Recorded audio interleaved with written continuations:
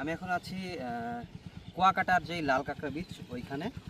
আর এই জায়গাটা অনেকটা হচ্ছে একদমই কক্সবাজারের যেই লাল কাঁকড়া বিচ সেম ওইটার মতোই, খুব সিমিলার, একদমই সিমিলার। আমার পেছনেই দেখতে পাচ্ছেন ঝাউবন, এদিকে নৌকা, আমার ওই যে ওইদিকে নৌকা। এখানে মূলত হচ্ছে যারা সমুদ্রে যা মাছ টাছ ধরে তাদের নৌকাই এগুলো, যখন তারা হচ্ছে সমুদ্রে মাছ ধরতে যায়। এখন তো সমুদ্র খুব ঠান্ডা, নর্মালি হচ্ছে গরমকালে মানে সামারে অথবা বর্ষায় সমুদ্রের হচ্ছে আসল রূপ দেখা যায়। মানে বরিশালের কুয়াকাটার যেই সমুদ্র, এটা নর্মালি অন্যান্য টাইমে খুব ঠান্ডা থাকে, শীতল থাকে।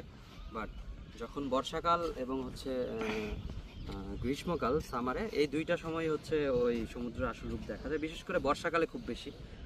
আর এদিকে হচ্ছে ছোট ছোট টুপি আছে, জেলেরাই থাকে, মূলত জেলেরাই থাকে এই জায়গায়।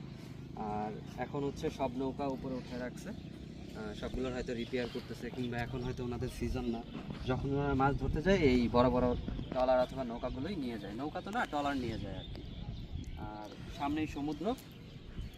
এখানে একটা বিষয় লক্ষ্য করলাম, সেটা হচ্ছে মানুষ খুব কম, খুব অল্প মানুষ। আর আরেকটা বিষয় যেটা, সেটা হচ্ছে এখন মানে 11টা বাজে, 11টা সাড়ে 11টা হয়তো বাজে, যার কারণে প্রচণ্ড রোদ। তবে আমি ড্যাম শিওর এখানে যদি আপনারা বিকেলে আসেন তাহলে খুব ভালো লাগবে। আমি এটাও শিওর যে এখানে প্রচণ্ড বাতাস থাকবে এবং বিকালে পরিবেশটা আরও সুন্দর হবে। তো চেষ্টা করবেন বিকালে এখানে আসার, তাহলে খুব ভালো লাগবে, খুব আসলে এনজয় করতে পারবেন জায়গাটাকে, সময়টাকেও এনজয় করতে পারবেন।